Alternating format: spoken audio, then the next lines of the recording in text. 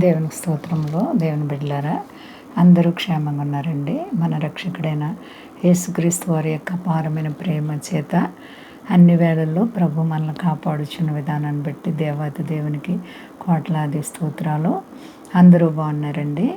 ఈరోజు దేవుని వాగ్దానం కీర్తనల గ్రంథము 146 అధ్యాయము 5వ వచనం. ఎవడు తన దేవుడైన యెహోవా మీద ఆశ పెట్టుకొనునో వాడు ధన్యుడు. దేవునికి స్తోత్రం, హల్లెలూయ. ఎంత గొప్ప వాగ్దానమో చూడండి. మానవ జీవితంలో భక్తి అనేది ప్రతి ఒక్కరికి అవసరం. ఎవరే భక్తి చేసుకున్నా ఎవరిష్టానుసారంగా వారు భక్తి చేస్తారు.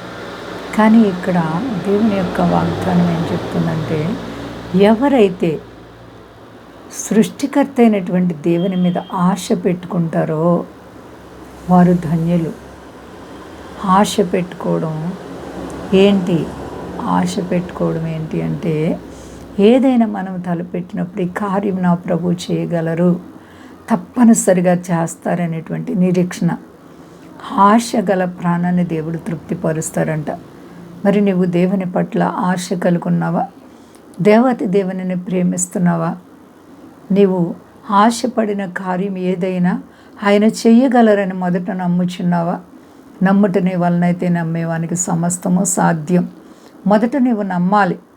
నమ్మకం కొరకే దేవుడిని నీ విశ్వాసాన్ని కనిపెడుతున్నారు. భక్తిలో దేవుని బిడ్డలుగా జీవిస్తున్నటువంటి వారికి కొన్నిసార్లు శ్రమలు, బాధలు, కష్టాలు వస్తాయి. అయినంత మాత్రాన దేవుడు విడిచిపెట్టే దేవుడు కాదు. ఆశను ఎప్పటికీ కూడా విడిచిపెట్టకూడదు. నీ ఆశ ఎలా ఉంది? నీ హృదయవాంఛలు తీర్చే దేవుడు. కాబట్టి నీవు దేవునిపై ఆధారపడ్డావా? ప్రార్థన అనుభవం నీకుందా ప్రియబిడ్డ? నీ కష్టాలు, బాధలు నిన్ను తరుముతున్నప్పుడు దేవుడు నన్ను విడిచిపెట్టేశారు, దేవుడు నా ప్రార్థన ఆలకించట్లేదని కృంగిపోతున్నావా?